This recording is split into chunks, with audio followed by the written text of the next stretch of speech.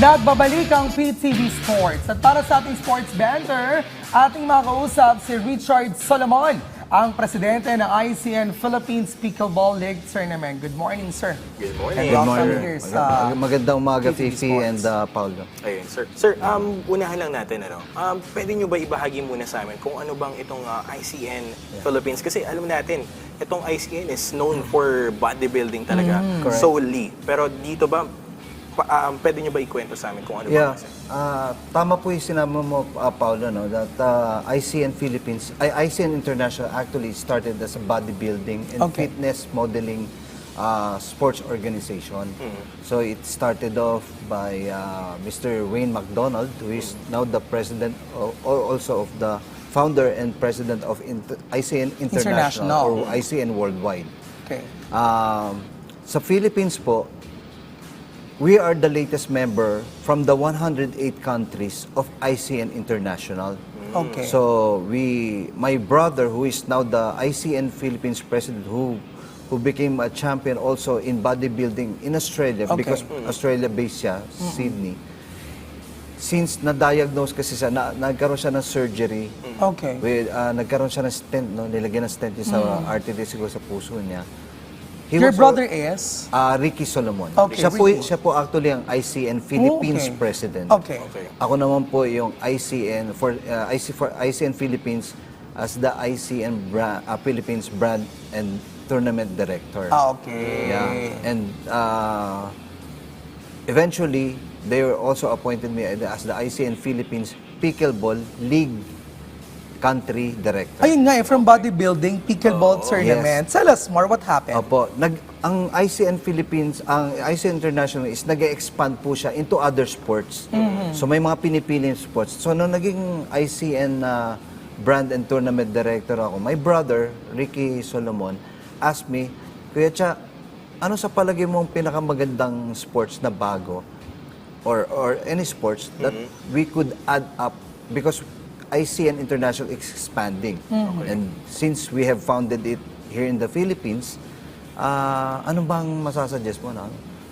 Ako po kasi dati akong tennis club player lang. Hindi po ako tennis open player or professional player. I would like to give credit to the tennis mga maestro ng Pilipinas. No? I have so many friends as coaches and athletes. The industry. In the tennis. So, but for the past 2 years kasi, I've seen a massive growth. Grabe, exponential growth of pickleball. Yes.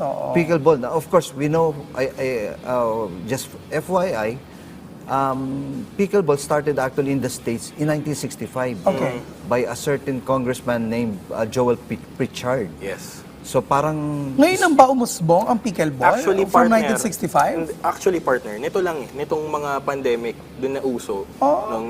Para palang kanta ni Sarah Geronimo. Dito sa Pilipinas. Sa Pilipinas, it started off since 2016. Okay. 2016. But it was put into hold. So, it started in Cebu actually. There's a Phil-American Cebuana who started a clinic, basic pickleball training in Cebu. Okay. Cebu. But I've also heard may nag-start rin sa Pangasinan eh. So that I've just Siguro heard it nagsama na in different provinces and ngayon na-integrate na halos lahat ng maraming tao so, sa Pilipinas. 2016 pa, and it was put into hold lang nung, of course, there was pandemic.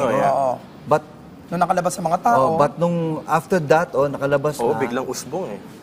In the last 2 years, it had a massive, up to now, if you would notice, the very good indicator of this growth and the popularity, you would notice the parking lots of SMs are now converted to pickleball areas. Courts. No? Dumabi nga sila. Of course, actually lahat. Siyempre, because of reasons ng mga vision ng mga C, no? May-ari na, no? Kita lang, mas malaki kita rin siguro. Personal, I haven't read it. A personal note lamang, yes. My personal take on that. Okay. Pero actually marami kasi, no, simula nga nung nung pagkatapos ng pandemic, talagang dumami yung mga pickleball courts. Ako, on a layman's perspective, ang nakikita ko sa pickleball ay laro ng mga mayayaman. Ano ba, dapat matanggalin yung ganong klaseng misconception? Hindi po. That's the reason why I believe, no? I've made a study of pickleball before we got into the tournament that's the reason why my tournament was approved by International also to conduct tournament on September, no? And I'll go to that later. The sports is, hindi ko masasabing is so easy, but it could be played by the young up to the old ones. Okay. It becomes a family thing. It's a family bonding. That's the reason I believe it's the reason why it has a massive growth. Okay. There's a massive acceptance of especially families. And Sa bagay, only no? friends. Nothing to do with social classes naman pala. Pero actually- kasi mas I believe compared to tennis, not to discredit tennis, I love tennis, no? And I still play it. Pero yung pickleball kasi, di ba yung paddle? And you can buy paddles na napakamura lang, pair pa. It's available even in Lazada, no? So, Actually, dyan nga dumarami din yung mga grassroots program sa pickleball kasi maraming Ay, ang ganda nun grassroots program sa pickleball kasi maraming mga kabataan na hindi, kasi alam naman natin hindi naman actually lahat nakakabili ng paddle, yung mga paddle boards nila. So yung iba na pinoprovidean dun sa gamit dun sa grassroots program para makapag-try din kasi mas magandang bata pa lang simulan na ang pagpipickleball. Ay, pwede pa na maging ano yan, Actually, maging parte ng curriculum sa sports programs for college. If I were to add up on sinabi ni Paulo, hindi lang bata eh. Even there's no late age in playing pickleball. Yes. Kasi even yung mga 60s ngayon, you would see see them playing.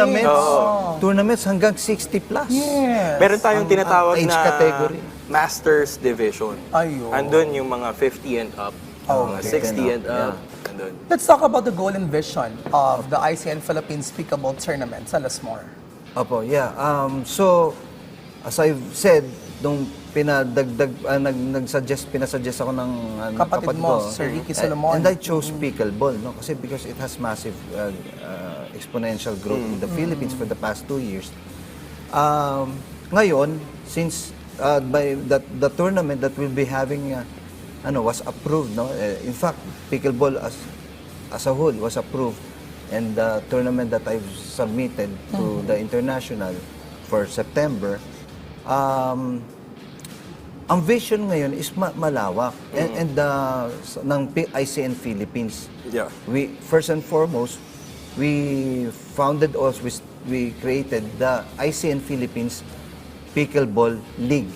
Okay, wow. It's a league, no? So we hope to grow, of course, nationally on a provincial and regional level.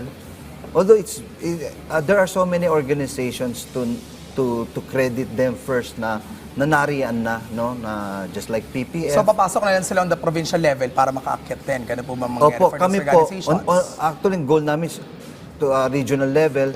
And not only to promote, develop, and to have also to help in the massive Parang bagay ng pop culture na yung panibagong sports na to eh. But it's not- I mean, dati na siya, By pero the way, ngayon siya mangat eh. it's not just a fad, it's not just a craze. Pickleball is here to stay. Yeah. It will be just like any other sports like tennis, Okay. basketball. That's how big it is now. Okay. It's even the fastest growth Yeah. in the States and here everywhere in the world. There are now like 60 countries playing Oo, ang dami ko pickleball. nakikita on social media Kaya playing nga eh. pickleball. You would notice also there's like mushrooms sprouting. Pickleball courts May are like, kanya-kanyang grupo, organizations. and economically speaking and career speaking, there's so many growth even in careers in pickleball na dati, like for example, if you go to the stats, 90% of the people who played pickleball now came from tennis. Okay. Also from badminton. Alam, hindi naman also from disadvantage yan ping for pong. tennis players, hindi naman. Hindi naman po, hindi Okay. naman po. Tennis will be there. Oo. Tennis is Oo, as a legendary, niche, legendary as a niche of sport its yan eh. own. Just like we have now Alex Ayala, who's also Yes. a great ambassadress for the sport. Diba? Ayun. Pero with that being said, going back to our question, sir, dun sa ICN Philippines Pickleball League Tournament, Opo. sino-sino ang mga pwedeng sumali rito at anong klaseng torneo ba ito? Yeah. Opo. Anong klaseng format? Yeah. There's maraming sports organizations, pickleball sports organizations now who have existed since 8 years ago. And they have really developed and promoted the pickleball well. No? Credit goes to them, especially yung mga naunang sports organization. Kami naman po, sa akin, siguro, we're not different from those organizations that promotes and develop the sport. We're just the same with them. But siguro the only difference is we have a different format and we also have different standards. No? So, Okay. may kanya-kanyang strengths ang bawat isa eh. And kami, ang pinaka-goal lang namin dito is for the upliftment and to help the pickleball community, which is Okay. the most important stakeholders in pickleball. And Doon nakita na mo suporta namin. yung prize pool natin, naabot ng 245,000. Oo, sasali ka ba, partner? Parang gusto ko sumali. Paano po mag-register? Kasi parang may nakadeclare different sets of dates. No? Yeah, may I-flash QR nga code natin din yun. sila. Yeah, May QR code din. by the way, sa dates, emphasize ko lang po sa na naka-post ngayon. September 6, 7. There's 2 consecutive weeks. Okay. Kasi hindi po siya matatapos ng isang weekend lang, no?